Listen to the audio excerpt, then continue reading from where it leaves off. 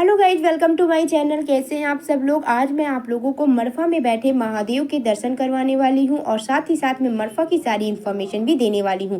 तो अभी जो आप लोगों को जस्ट सामने एक स्पेस दिख रहा है, ये पार्किंग है। तो आप लोग यहां पे अपनी बाइक या कार पार्क कर सकते हैं। काफ़ी बड़ी पार्किंग है। तो चलिए हम लोग अपना वीडियो स्टार्ट करते हैं। उससे पहले यदि आप लोगों ने मेरे चैनल को अभी तक सब्सक्राइब नहीं किया है तो पहले आप लोग मेरे चैनल को सब्सक्राइब कर लीजिए, शेयर कर दीजिए और लाइक कर दीजिए। तो चलिए चलते हैं महादेव के दर्शन करने के लिए। तो महादेव के दर्शन के लिए आप लोगों को कुछ सीढ़ियां चढ़कर ऊपर जाना होता है। बट आप लोग एक बात ध्यान रखिएगा, आप लोगों को ऊपर कोई भी दुकान नहीं मिलेगी। तो आप लोग पूजन की सारी सामग्री नीचे से ही ले लीजिए और साथ ही साथ में आप लोग अपने पीने का पानी भी कैरी कर लीजिए, क्योंकि आप लोगों को बीच में कोई भी दुकान नहीं मिलेगी।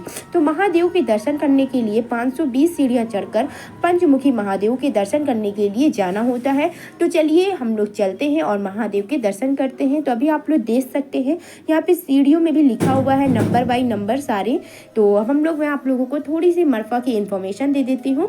तो मरफा दुर्ग चंदेल राजाओं के 8 प्रमुख दुर्ग में से एक है। मरफा चित्रकूट से लगभग 30 किलोमीटर दूर एक ऊंची पहाड़ी पर स्थित है। मरफा दुर्ग में 3 प्राचीन जैन मंदिर थे। ये जैन मंदिर पूरी तरह से खंडित हो चुके हैं। मरफा दुर्ग को कलिंजर दुर्ग का ही एक अंग बताया जाता है। कहावत के अनुसार महर्षि अर्थवर्ण और चरक के रचयिता वैद्य चरक ऋषि का आश्रम भी मरफा में ही था। मरफा दुर्ग में प्राकृतिक जलाशय के समीप 2 प्राचीन जैन मंदिर हैं जो चंदेल कालीन प्रतीत होते हैं। इसी के पास एक तालाब भी है जिसकी मान्यता है कि इसमें स्नान करने से चर्म रोग नष्ट हो जाते हैं। तो अब चलिए अब हम लोग चलते हैं। आप लोगों को जस्ट सामने मंदिर दिखने लगा होगा, यही है पंचमुखी महादेव का मंदिर। तो हम लोग चलते हैं और महादेव के दर्शन करते हैं।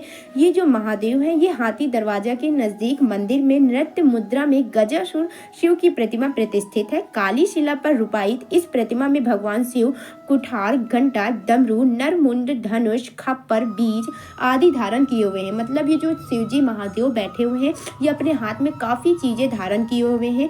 तो चलिए हम लोग चलते हैं और महादेव के दर्शन करते हैं। उससे पहले मैं आप लोगों को एक बार मंदिर की पूरी झलक दे देती हूँ। ये देखिए आज यहाँ पे काफी भीड़ भी है, आप लोग देख सकते हैं। तो ये रहा पूरा मंदिर महादेव का। अब हम लोग चलते हैं महादेव के दर्शन करने के लिए। तो चलिए चलते हैं महादेव के दर्शन करने के लिए। हम लोग मंदिर में एंटर कर रहे हैं। आज काफ़ी ज़्यादा भीड़ है तो थोड़ा लेट भी हो गया है। तो आप यहाँ से हम लोग जाएंगे। ये रहा मंदिर का गेट और आप लोगों को अब महादेव की मूर्ति भी दिखने लगी होगी। काफ़ी बड़ी मूर्ति है ये। तो और मैं आप लोगों को बता देती हूँ कि ये मूर्ति कैसे निकली। ये मूर्ति खुद ही प्राकृतिक रूप से निकली हुई है। ये रहे महादेव, पंचमुखी महादेव, और ये अपने हाथ में काफ़ी कुछ धारण किए हुए हैं। तो आप लोग देख सकते हैं। आप लोग भी दर्शन कर लीजिए और कमेंट में हर हर महादेव लिखना बिल्कुल ना भूलिएगा। तो चलिए दर्शन कर लेते हैं महादेव के। सागर खोलाया जी जी, तालाब खनाया और एक जो है यहाँ से जो है राजा अपने नाम की कचहरी और मूर्ति जो है वहाँ, ये नटराज की मूर्ति, नटराज की मूर्ति वहाँ से निकली हुई है। कहाँ से निकली है? वो सामने एक गड्ढा है। हाँ हाँ हाँ, गड्ढा, गड्ढे से निकली थी जी। देखिए मैं भी आपको आगे गड्ढा भी दिखाता हूँ। तो चलिए जो अभी इन्होंने बताया कि महादेव एक गड्ढे से निकले हुए हैं। राजा रानी को स्वप्न आया था, स्वप्न आया था तो उन्होंने इसी गड्ढे से महादेव को निकाला था। तो चलिए मैं आप लोगों को उस गड्ढे के भी दर्शन करवा देती हूँ। तो अभी जो आप लोगों को जस्ट सामने है मंदिर के एक गड्ढा, तो यही है वो गड्ढा जहाँ से शिव जी निकले थे। राजा को स्वप्न आया था तो उन्होंने यहाँ से शिव जी को निकाला था। तो यही रहा ये गड्ढा। तो आप लोग इस गड्ढे के भी दर्शन कर सकते हैं। मतलब ये मूर्ति किसी ने बनाई नहीं है, निकाली नहीं है, खुद ही यहाँ से निकले हैं। प्राकृतिक रूप से है ये शिवजी और काफ़ी पुराना मंदिर है। ये देखिए मंदिर के जस्ट सामने ही है ये गड्ढा।